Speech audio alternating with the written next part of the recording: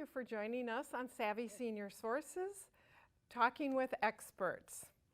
Let's take a moment and hear from our sponsors, GWG Life and Reverse Mortgages SIDAC.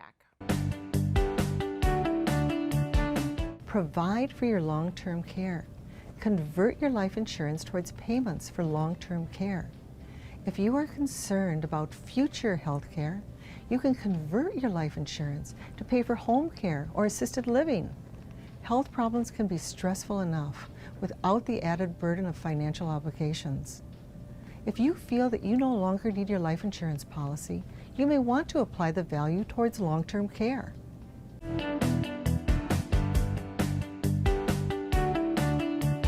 Hi, I'm Beth Paterson, a certified reverse mortgage professional with Reverse Mortgages SIDAC. Mike and Carol decided that they needed a one-level home to fit their changing health needs. They used the reverse mortgage to purchase their new home instead of using conventional financing. This has benefited them greatly. Barbara decided to do a reverse mortgage to pay off her conventional loan that she was making monthly payments on. She had funds left in the line of credit after paying that off. And a year or so later, when she fell and broke her shoulder, she was able to tap those lines of credit to pay for her home care. As she said, she would have been up the creek without a paddle without the reverse mortgage. If you'd like information on how to receive security, independence, dignity, and control in your retirement years, contact us. Hi, welcome to today's show of Savvy Senior Sources, Talking with Experts.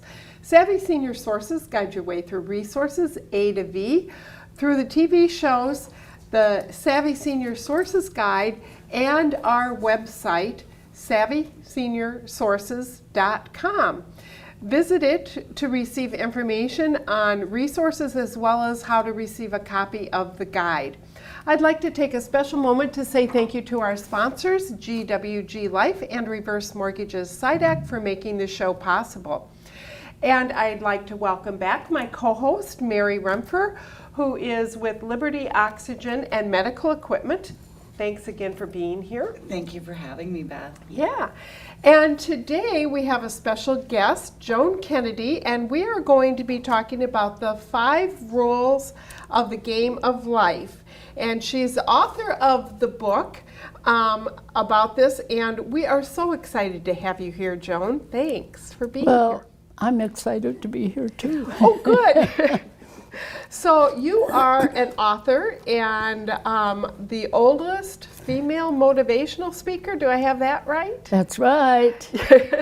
And do you mind sharing your age? 93. 93. Isn't she amazing? I said before, I'm like, I want to see her birth certificate. I can't believe it. And you're, It's fun. yes. And at 93, you're 93 years young. You don't consider yourself old. And we were, before the show, we were just talking about how I'm in my 60s and people are saying, oh, now that I'm old, or now that we're older, we're old. And I just get real irritated hearing that statement. Yeah.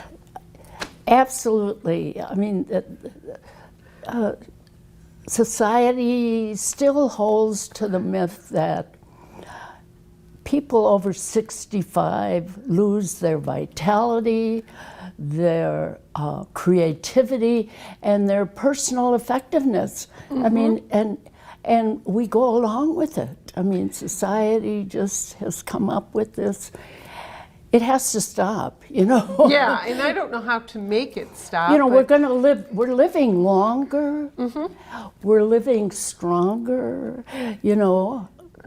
We have to start thinking younger, you know, let's not, you know, I can remember when 60 was old, you know, not, you know, 65 was old. I had a fire when I was 65, and I really never thought about my age prior to that time because I was busy, confident, goal-oriented, but once I had the fire and I lost my business overnight, Oh no. yeah, it came over me, you know.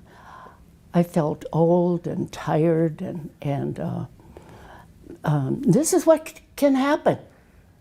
It happens in your head first, in your brain, and then you start talking about it, you know.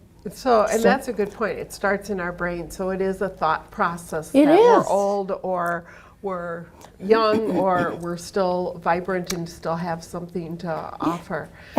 Absolutely. So let's talk a little bit about your book on the 5 rules of the game of life. Rule number 1 is Health, because health is everything. Yeah. If you don't have your health, what do you have? You know, you have nothing to look forward to.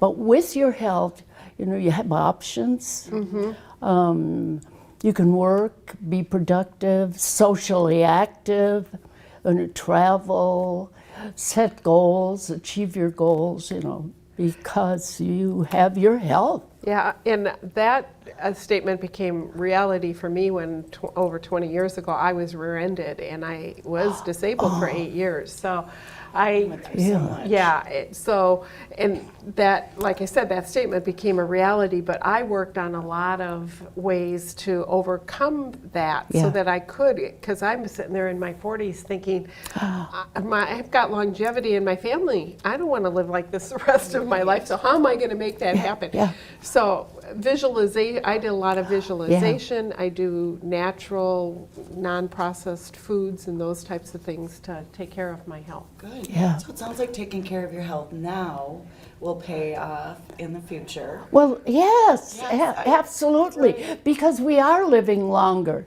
And if you're going to live longer with poor health, you know, Yeah. Right. is what's there to look forward to? Right. Yeah. You know, in your second rule of the game to reject the myths of rejecting the myths of aging. Yeah. How do we do that? You know, I was in a restaurant one day and these 2 women were talking about aging, and this one woman said, I hate getting old.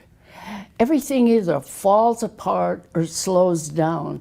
And the other woman's comment was, my mother always says, wait, it gets worse. You know, it gets, So we've been conditioned to that's think this way. Yeah, so, you know, in order for us to have the image of aging and to have that younger feeling, you really need to be aware of society's messages, negative messages on aging, and to actually consciously reject those myths, because that's why you have to surround yourself with people who are upbeat, quick to laugh. Laughter is so important.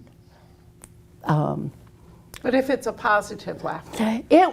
Absolutely, not You know, laughing because at we see the jokes on aging and that Yeah, type of thing, and no. those a Yeah, lot of please people don't- laugh at, but that's not the laughter we're talking about. Please don't tell me jokes about aging. You know, everybody, you know, because, you know, you think that it's not going to matter. It matters. Right. It just matters. And you know, the in your mind, you know, you might say, oh yeah, that was funny. But it's there. It's there. It And sounds like it's, it perpetuates itself, and if you're not intentional, it just keeps on. it keeps it absolutely, and affects you emotionally, mentally. Yeah, and then finally it comes out, you know, in a physical manner. Yeah. Yeah. My grandmother was turning 100, and she was being interviewed for the local paper. Yeah. And one of her statements that has always stuck with me, now that I'm getting old. So that's always been my philosophy. We can't even say we're old until we're at least in the 3 digits. Yeah. And, you know, but yeah, to live the life and not think that we're old at whatever age we are. Yeah, you know, we're all going to get older. This is, you know, reality. But you don't have to think old. And, you know, you create for yourself a younger image, you know. And we've all been aging since we were born. You know, we started aging, so why is aging such a bad thing? It's not. We've been aging all along. Yeah, absolutely. So talk about your third rule of life, the rule of the game. The third rule is to avoid the ruts. Ruts are aging, you know. You know, we should have enjoyable experiences every day, every day. But what happens to so many of us is that we slip into this comfortable and often boring track, you know. And when you're in a rut, you don't update the way you think and feel. And if you're not, you know, learning from new experiences, you're missing out on a big part of life to do the same thing. You know, at night, you know, you look back over your day and you ask yourself, was there anything different about today, or was it pretty much like yesterday? You know? Okay. And if it was, then it's time to do something about it, you know, because it's your life. It's your life. And that's, I know, gratitude journals, Yeah. starting the day or ending the night Yeah. with gratitude, but also add the question in, how was today different? How is today? Yeah. And, you know, it is your life. Every day is, you know, the beginning. I mean, I wake up in the morning and I go, yes, I am still here. And every morning I say, I am happy, healthy, energetic, and I love being alive, you know. And you start your day out with a positive, you know, feeling. And it's not Pollyanna. Right. It's just, you know, it's, God has given me another day. Yeah. To be here. Oh, okay. And I always liked the movie Pollyanna. That was one of my favorite childhood movies. And the glad game, you know, find Yeah. something to be glad about. And it seems like that's kind of come back Yeah. to Yeah. be focused on that. Right, right. You know, a lot is like self-talk, you're being positive. Yeah. So when you find yourself having a bad day, how do you get out of that? What do you say to You know, yourself? I just can't even imagine a bad day. I really can't. There's so many things to be thankful for. And there's so many things to look forward to.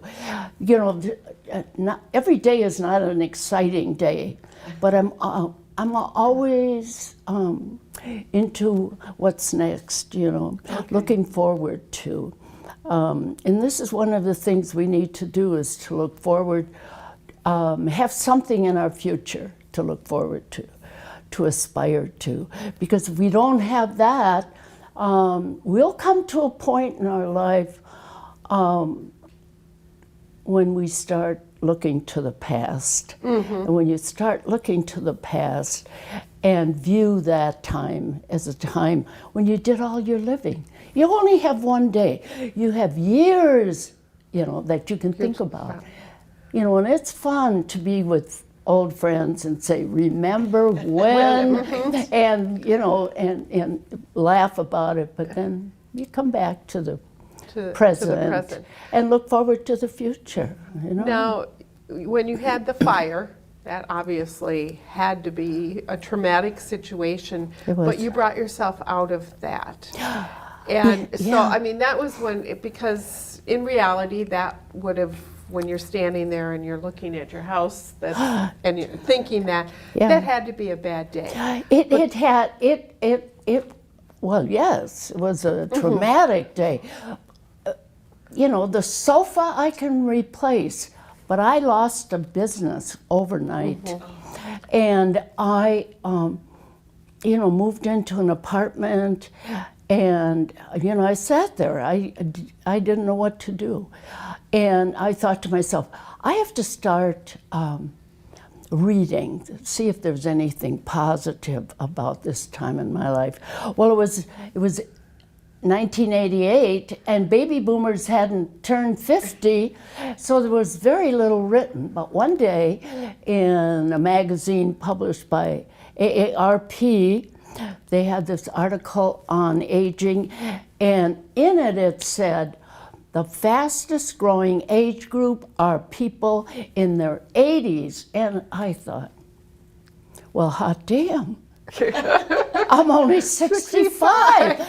You know, and all of a sudden, 65 was young. And I realized that I had, this was the beginning of my, you know, change in thinking younger. I went from feeling, you know, old and tired to feeling energetic, young, motivated, and I was on my way because I knew I had time to put my business back together again. And I was, you know, 20 years younger. Right. Yeah. Can you imagine? Oh, 80, you know, I passed 80. You know? You're several years past the 80s now, but yeah. So your mindset, I mean, you before you read that article, you were searching, looking, and then all of a sudden, it's like, I've got a life ahead of me. Yes, and that was, you know, 80, my word. Yes, I could put it back together again. And it was, you know, it was so wonderful. I can't tell you.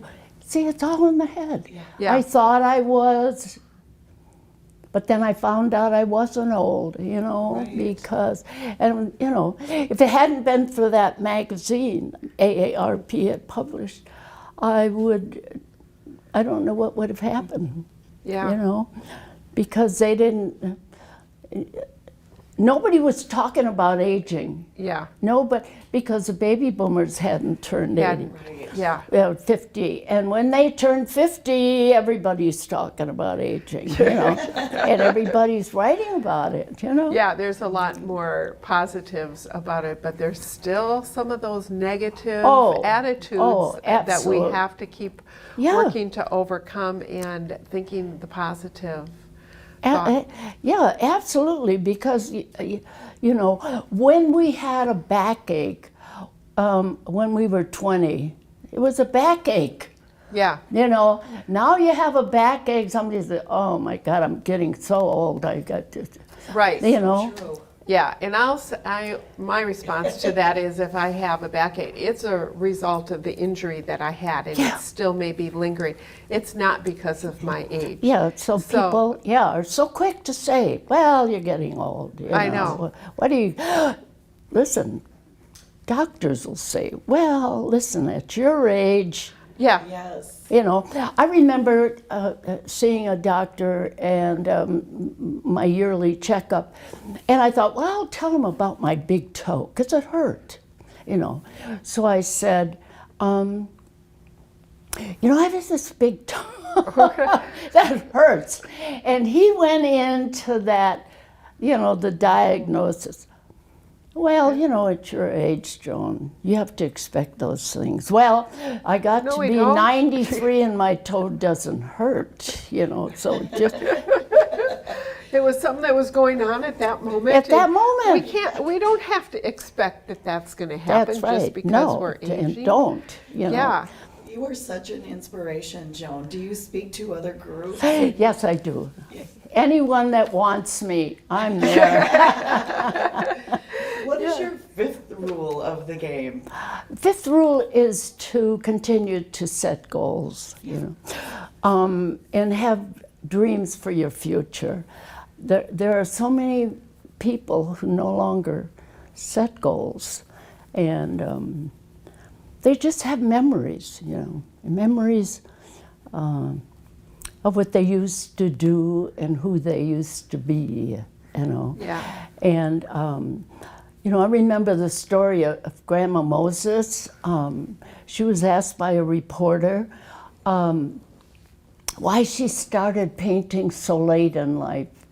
And she said, when I was 79, I was too old to work in the fields. But I was too young to sit on the porch. Oh, See? I love that. Yeah. Is that great? Yeah. And this is it, you know. I mean, she was 100 when she painted "'Twas the Night Before Christmas." 100. 100. You know, and Wow. you know, and she's looking forward to the, you know, So the future.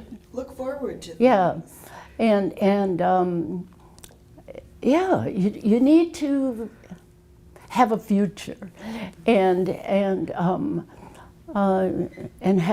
have goals, and What kind of Again- goals do you suggest? well, it depends on the person. It depends. I had a note that someone sent me, and she said, I belong to Toastmasters, but she said, until I heard you speak, she said, I didn't think that I could plan on that this was a dream, but I was too old. And she was only 66 years old, but because she heard me speak about future plans, she now this is what's going to happen. She's going to start thinking about, or I'm sure she already has, you know, and it depends on your interests, you know. It depends on, you know, I have my goals, you know. Would you share some of your goals? Well, to continue speaking, you know, and I'm in the process of compiling stories of women of a certain age, from 20 to 90, and you know, there's always something, you know. Whether it's visiting a grandchild, you know, or maybe, you know, guys love baseball and they love football, and maybe, you know, they want to see a game. Whatever it is, whatever is your interest, you know, because I can't speak for you, but, you know, you say, I've got plans for the future. My goal is to continue doing what I do. I love what I do. Yeah. And, I don't, the saying of do what you love and the money will follow, and that, and or the saying you do what you love and you never work a day in your life. And that's that's right. how I am. We were Yeah. at a neighborhood party and somebody said, so what do you do for fun? And I said, my career. Oh, yeah. I love everything that I get to do Yeah. in my career. Yeah, and people don't, you know, you're speaking about fun. You know, everybody should plan on what they can do for fun. I asked when my great-granddaughter was 8, Sophia, I asked her, honey, what do you do to have fun? And she said, I do fun things, you know. And, you know, to have fun and to laugh, you know, this is what we need to do, bring more laughter into our lives. And because laughter is beneficial, mentally, physically, emotionally, you know, to our system. And that's why I said, surround yourself with happy people, people who are upbeat, and try to avoid the whiners and the complainers, because they And will the people take, who think that 60 is old. yeah. Oh, that's young. 60. You know, give me an age. 70 is young, you know? Yeah. 80 is young. Get to be 93 and it's all in your head. 93 is young. Yeah. Well, it is. Yeah. It is. I mean, you say, oh, come on, Joan, you know, the 93. I remember reading an article when I was 60, and it said 2 elderly men, 62 years old. I almost fell on the floor. Elderly. Yeah. Yeah, you know, Yeah. don't call me elderly, just call me Joan. There you go. And we're down to the last minute, and I just want to add, I just read an article about 2 women who are 102, I think, who are still working. So, Yeah. you know, See? those are the inspirations, and that's the focus, and you are an inspiration. Thank you. You have more than one book? Oh, yes. Yes. So, Not with me. okay, no, that's okay. That's okay, but you can find out, our viewers can find out about your books from your website, and we have that on the Yeah. bottom of the Yeah. screen, and how to stay young no matter how old we are. Absolutely. Our age is just a number. Yeah, that's right. That's right. So thank you very much for being Thank you, here, Beth. being an inspiration Mary. to us and to our viewers. And we really appreciate it and look forward to reading your next book. Yeah, so am I. And again, thank you, Mary, for being my guest co-host. Thank you. And now with Liberty Oxygen and Medical Equipment. Yes. And again, thank you to our sponsors, GWG Life and Reverse Mortgages SIDAC, for making this show possible. And don't forget to visit our website, SavvySeniorSources.com, for more information on finding the resources to help you as you're aging in a positive way. And again, I'm Beth Paterson, the host of the show, and thank you very much for joining us. What is the secondary market for life insurance? The secondary market for life insurance is an emerging financial market that provides individuals options with their policies. These options allow policyholders to benefit from the value of their life insurance. Policies are sometimes a financial burden, especially for seniors, as premiums often increase over time. The secondary market offers financial alternatives that can help policyholders benefit from their life insurance now.